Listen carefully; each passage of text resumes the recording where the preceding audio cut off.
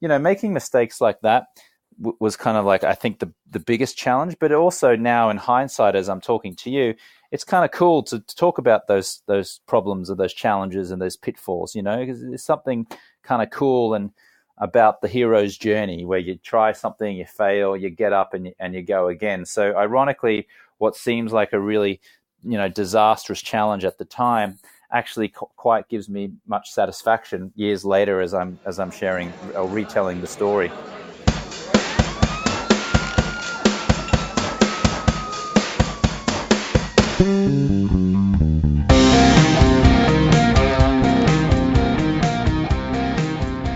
Hello, folks. Welcome to the Millennial Mastermind. Thrilled to have you here. Today, we are joined by James Swanwick in the Mastermind.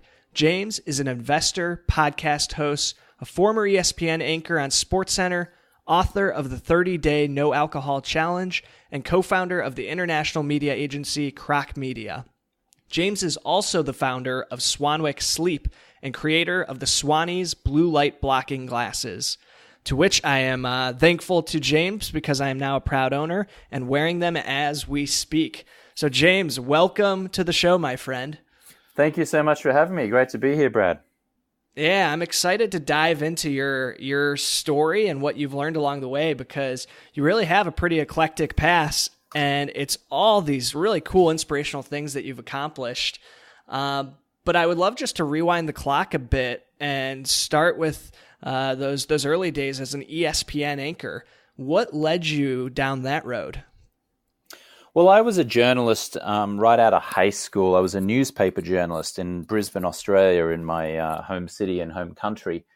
And, I moved over to London as a young 23-year-old, and I got a job at Sky Sports, which is kind of like the British equivalent of Fox Sports, and did some work there. And then I moved over to the US in 2002, and I started interviewing movie stars like Tom Cruise and Brad Pitt, Angelina Jolie, all for newspapers and magazines. And I would do these interviews and sell them to publications around the world. And then in 2010, I had an opportunity to audition for SportsCenter on ESPN. And I had zero television experience, but a friend of mine thought that I might be good for it. And I was introduced to a producer there at ESPN, and then I set about charming the producer and going over to Bristol, Connecticut, and doing the audition. And ultimately, I got the job, and I hosted SportsCenter on ESPN from 2010 through 2012, and it really realized a childhood dream of hosting a TV show. That's a pretty cool journey. So, just one piece you breezed past was that you were interviewing these Hollywood stars. How did you get yourself into that position where you could connect with and interview these folks and then sell the interviews to these different national magazines?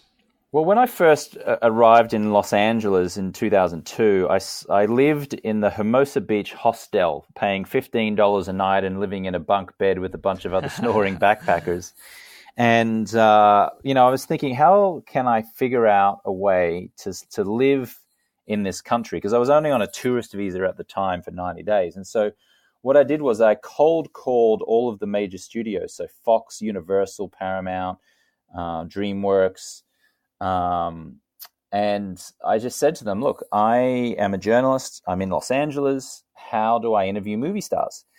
And one of the publicists at Sony Pictures, her name is Anna Whelan, she said, I'll tell you. I'll tell you how we do it. Come on in and meet me in the studio. So I went to the Sony studio lot, met with her, and she explained how, journalists get access to movie stars and it kind of gave me the blueprint, if you want. And then 2 weeks later, she emailed me and said, hey, there's an interview opportunity coming up next week with Jack Nicholson. He's promoting the film Anger Management, which also stars Adam Sandler. If you are able to get a publication to print an interview, would you like to interview Jack Nicholson? And I said, hell yeah, I would.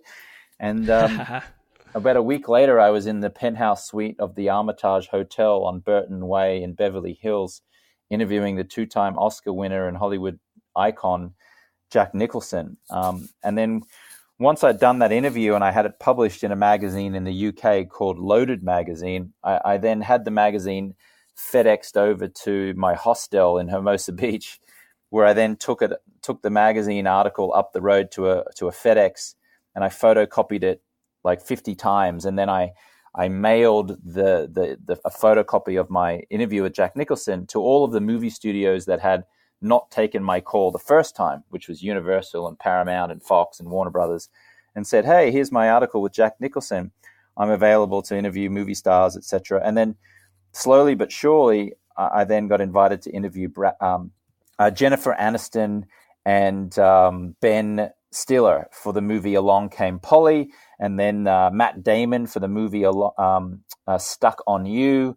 And then later on, it was George Clooney for Syriana, and so forth and so forth. And so really, right at the beginning, it was just, I'm going to cold call, I'm going to ask questions, and I'm going to get lucky, I guess you could say, with someone, gave me a shot. And then I interviewed, Jack Nicholson, and then it just kind of went from there.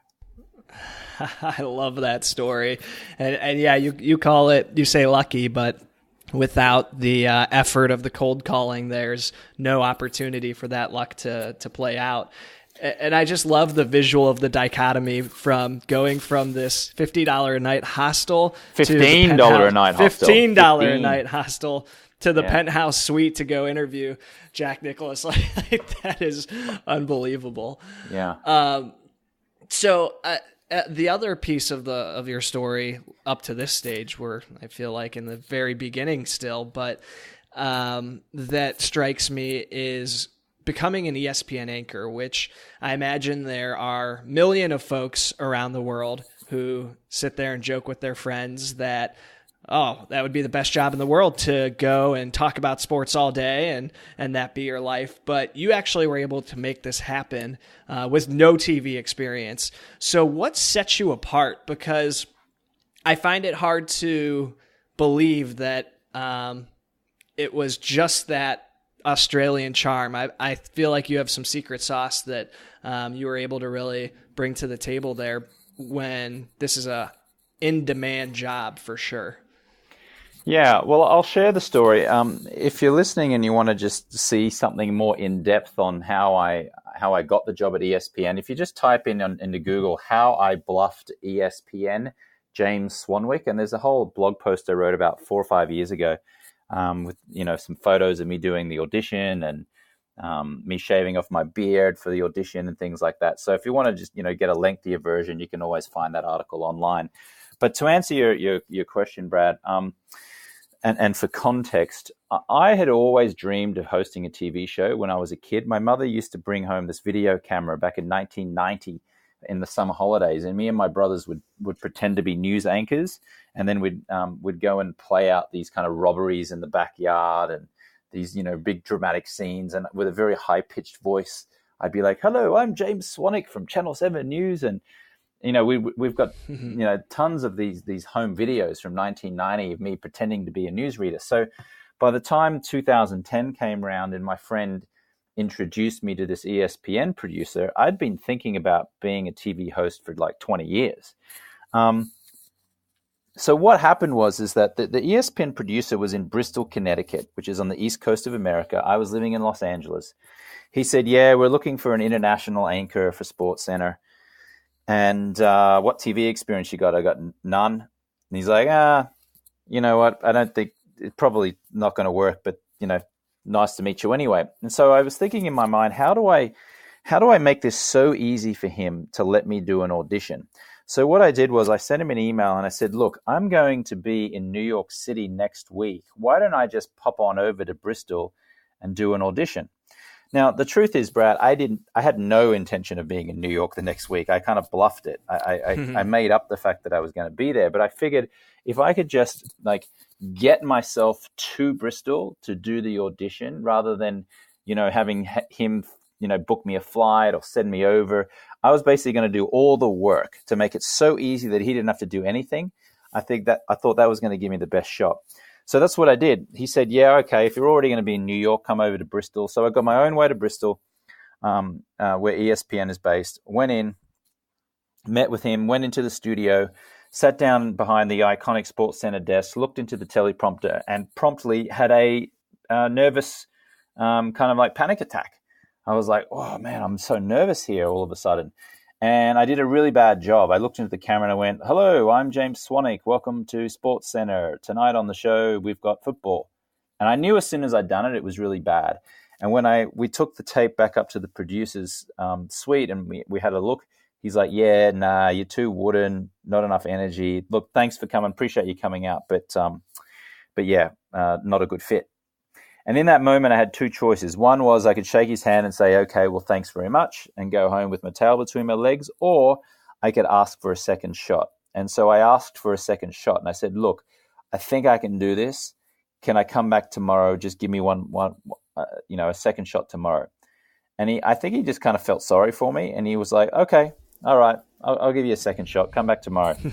So the next day I went back down, sat behind the iconic Sports Center desk, looked into the teleprompter, felt nervous again, but this time I just said to myself, James, just do it the way you did back on the home video camera in 1990. Just have fun with it. And so the director who was in my earpiece counted down. He went 3, 2, 1. I looked into the camera and I said, good evening, everyone. Welcome to Sports Center. James Swanwick here alongside Anthony Howard, here to take you into the weekend with a smorgasbord of sports. Let's start with the NFL. And it was pretty good. I mean, it wasn't perfect, but it was a hell of a lot better than the day before. And then the producer looked at it and he must have seen something in it. And he went, I like it. Good energy. Like you look the part. All right, cool. I need someone for 2 weeks from now. So I'm going to put you on the air in 2 weeks. And just like that, I became a Sports Center anchor on ESPN. I love everything about that story. I'm going to go definitely check out the full version, but I want to make sure that we cover on a few of these different points from your journey, because at some point then you came out with this book called The 30-Day No Alcohol Challenge. What was the foundation from that, and kind of where did that align in terms of the ESPN stuff, the Hollywood Reporter stuff? How does that fit into the picture, and just what was the inspiration? Yeah, so just before that ESPN opportunity came up, I actually had been living in Buenos Aires, Argentina for 6 months. And when I was down there, I ate a lot of steak and I drank a lot of red wine and I took some tango lessons. And, it was fun. It was just like a 6-month kind of live on the other side of the world and just chill out a little bit. And then when I came back to Los Angeles in March of 2010, I decided that my drinking was slowing me down. It wasn't that I was an alcoholic, but I was having, a drink or two a night, a few more on weekends. I'd put on a little bit of weight. I was feeling a little bit hungover some mornings. I didn't have great clarity or focus. I was just, I was like a 6 out of 10 in most areas of my life. And so I decided to experiment and quit drinking for 30 days just to see what would happen. And so I did. And in the space of 30 days, I lost 13 pounds. My skin got better. I slept better, had more clarity, more focus, more energy. I started attracting a much higher caliber of person into my life who were operating on a higher energy vibrational level. And I just started to feel really good. And so I felt so good that I decided to just keep on going and going and going. And I literally haven't touched a drop of alcohol since then. So as we're recording this now, it's 2019. I haven't had a drop of alcohol in 9 years. So I didn't need to be an alcoholic in order to choose to go alcohol free. I was just, a societally acceptable drinker who chose to go alcohol free. And in that time, was when the audition for Sports Center came about. Because I had clarity and focus and energy, I had drive, had passion, motivation. I wasn't dragging myself out of bed each morning. I really credit that feeling from being alcohol-free to really inspiring me to go over to Bristol, Connecticut and do the audition and get that job. So I doubt very much whether I would have ever become a Sports Center anchor on ESPN if I was still drinking. And then since then, my life has just got better and better. I now own 2 significant companies. I created a program called the 30-Day No Alcohol Challenge, which helps people around the world quit drinking for at least 30 days. It's now helped tens of thousands of people quit drinking. I wrote a book called the 30-Day No Alcohol Challenge. I have a program specifically for business owners, entrepreneurs, and professionals called Project 90, which helps people quit drinking for at least 90 days. and really cement the alcohol-free lifestyle ongoing.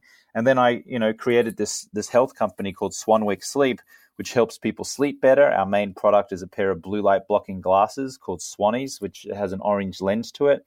And you wear these glasses kind of like in the last hour before sleep, so it blocks the artificial light from your computer and cell phone and all of that light that disrupts your sleep.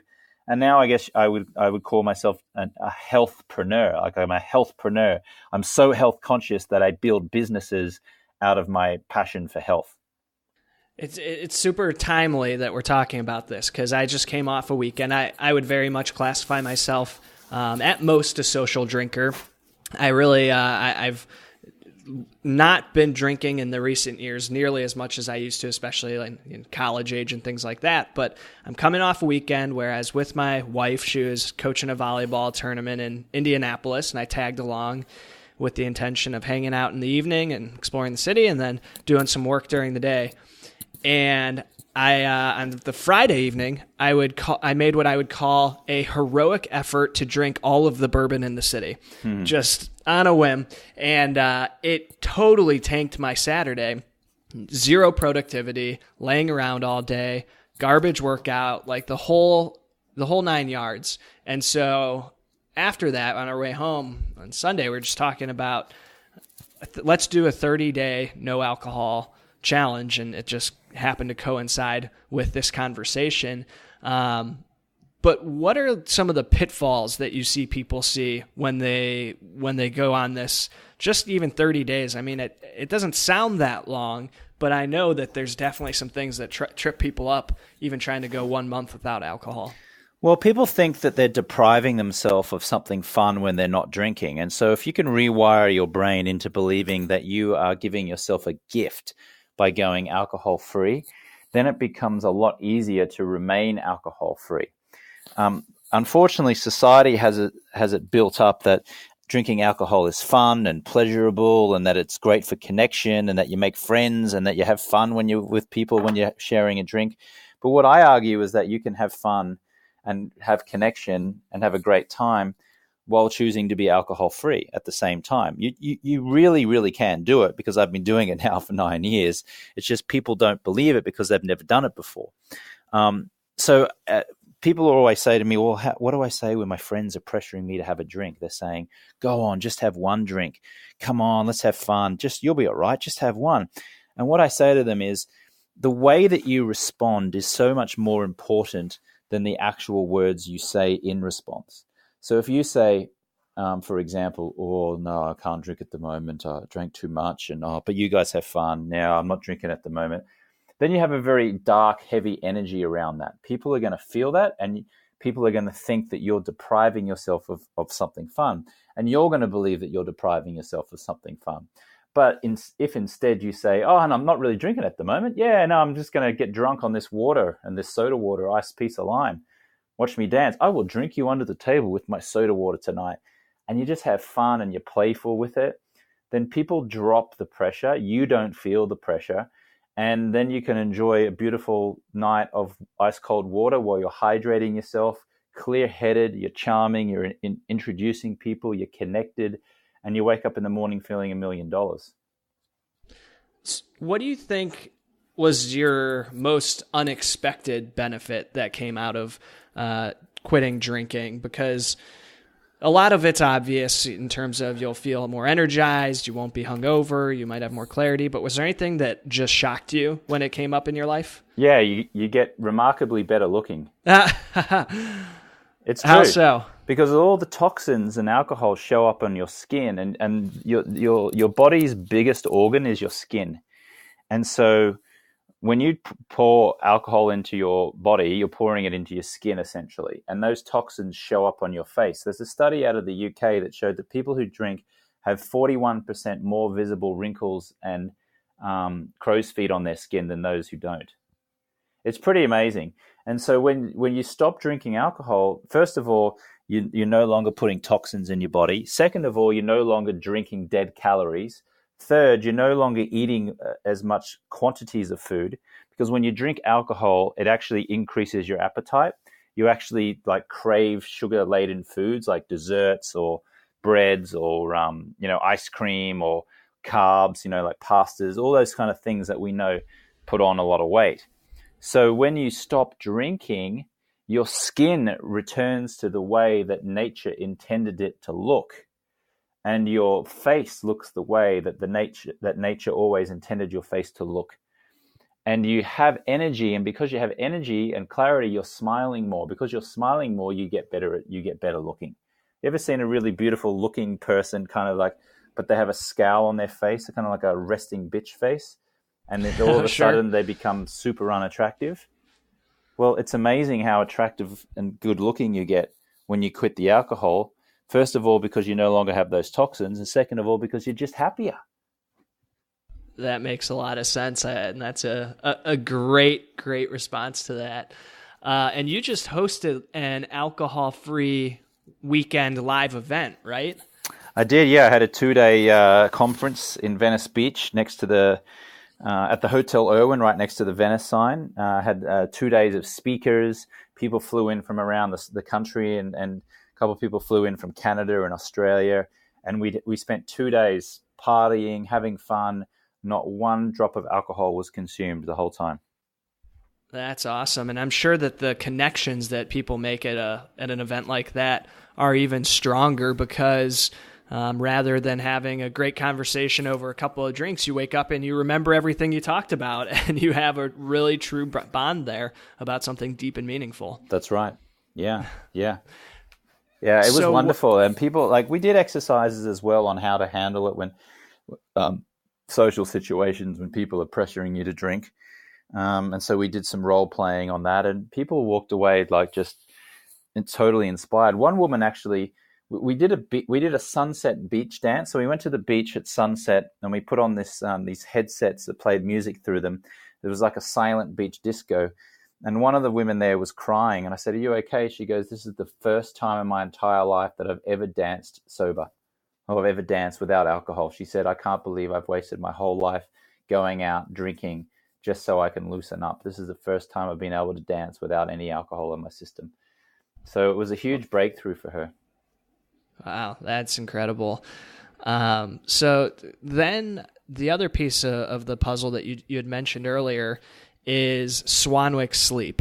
I'm wearing a pair of those glasses right now. They're fantastic. But where did this idea stem from, and what led to you launching this company?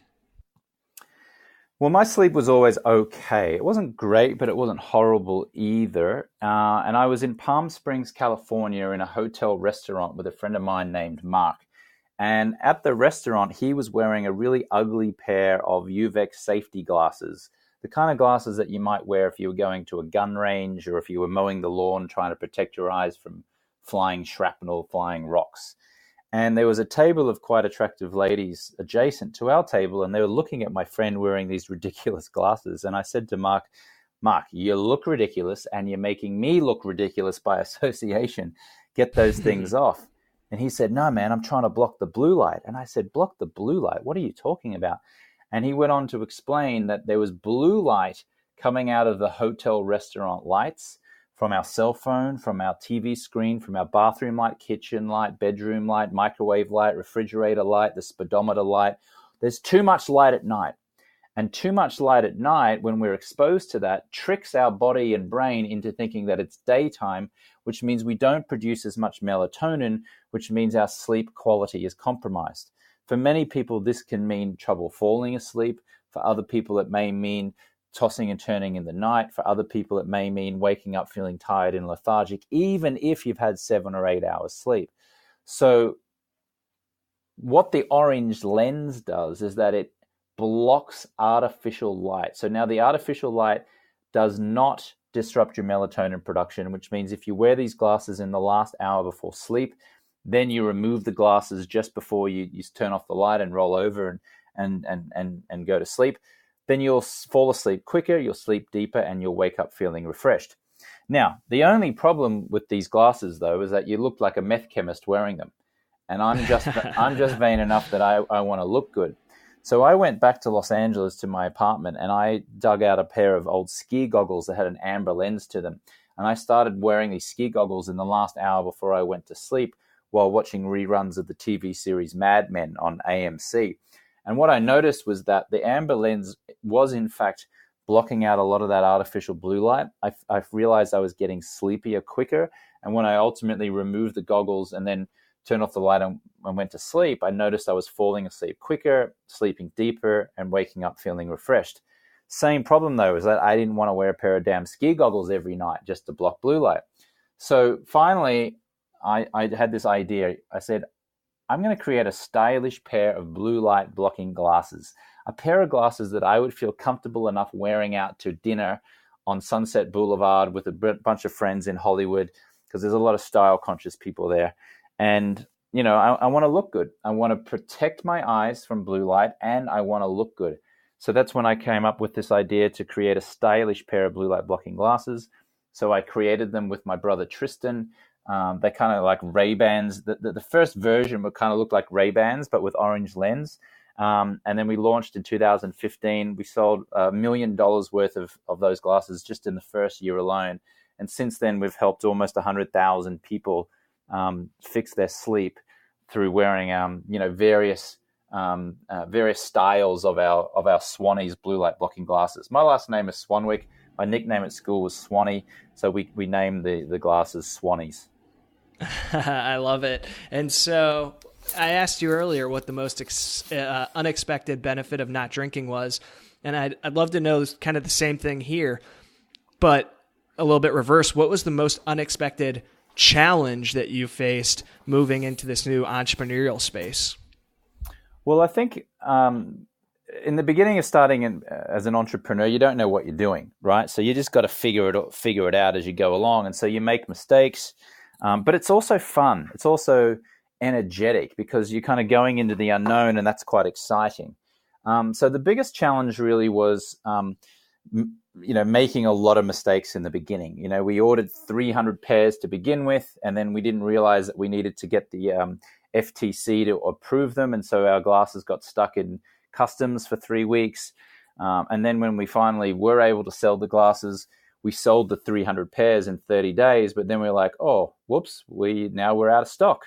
And now it's going to take 12 weeks from when we order, more pairs for when they'll be delivered back to the US to sell again. And so, we got this momentum up where we sold the glasses in 30 days, but then we couldn't sell any glasses for another 90 days after that. So, making mistakes like that was kind of like, I think, the biggest challenge. But also now in hindsight, as I'm talking to you, it's kind of cool to talk about those problems or those challenges and those pitfalls, because there's something kind of cool and about the hero's journey where you try something, you fail, you get up and you go again. So ironically, what seems like a really, disastrous challenge at the time actually quite gives me much satisfaction years later as I'm sharing or retelling the story. Were there any times in there that you just thought that was the end? You thought, you know what, we've really done it this time. We're on the needle's edge. Yeah, we had some very dodgy people figure out how to hack our Amazon site and use promo codes to get 100% off. So they actually they took 1,000 units of ours in a late night sting where they stacked promo codes on top of promo codes and on top of promo codes and figured out how to hack the system, and they stole 1,000 pairs of our glasses. And then they started reselling the glasses on eBay as a competitor. So then we were actually ended up competing against our own glasses. So that kind of sucked. And I thought, man, that's going to set us back a while, which it did. But, again, it's part of the story. You just get up, you go again. And, I did think at one stage, though, that we might call it quits. But you didn't. And now you have all of these great stories to back up the excellence of the company. And so you've really experienced a lot. You've worked your way into being able to interview some of the largest stars in Hollywood. You kind of hacked your way into this ESPN job, and then you started a company that has really changed the face of how people approach sleep, and really is doing a lot of good in the world, not to mention the 30-day no alcohol challenge. But is there one piece of advice that you've learned from all this, or that you would go back and tell yourself maybe right before you hopped on the plane to come over to California, that to for that first trip? I would say, and I hate to give this advice because I hate being this thing, it's to be more patient, because I'm impatient in general. I like to move quickly. But I think in hindsight, looking back, I can see that I've always overestimated what I can do in a day and underestimated what I can do in a year or more. And so, on the day, I have these things on my to-do list, and if I don't get it done, I feel like I failed. But then over the course of a year, I look back and go, what I've done, and I go, wow, that's a lot. And so I think we humans, we always overestimate what we can do in the short term and underestimate what we can do in the long term. So I think the best advice would be, James, just be more patient. Don't slow down, still go quickly, because you want to get momentum and take advantage of opportunities. But just also know that, you're on a journey and things do take time, and you'll get there in the end, and just enjoy the journey. Yeah, I think that's great advice, and you're talking to the right crowd, because as youthful millennials and ambitious folks that myself and the listeners are, that patience piece is really a bitch sometimes. But I think that a lot of folks on the show have shared similar wisdom, and the proof is in the pudding. James, where can people learn more about you and check out Swanwick Sleep and get their pair of Swannies? Yes, swanwicksleep.com, SWANWICK, swanwicksleep.com. We've got lots of different styles of the Swannies too. We've got kids styles, styles for men, styles for women, fit overs if you're a prescription wearer. We've got some prescription Swannies glasses there too. If you're interested in quitting drinking for 30 days, you can check out 30daynoalcoholchallenge.com. And if you're a business owner or an entrepreneur, and you're wanting to quit drinking for at least 90 days so you can have more clarity and focus and get a return on your investment in terms of, making more money in your business, then you can check out my Project 90 program, which is jamesswanwick.com/Project 90. A lot of business owners realize that when they quit drinking, they actually make more money. It's kind of crazy, because when you're operating at a 9 out of 10 instead of a 6 out of 10, you do another deal, you create another product, you make another phone call, you create another relationship. And so just quitting drinking, even for just 90 days, can actually make you tens of thousands of dollars, if not hundreds of thousands of dollars.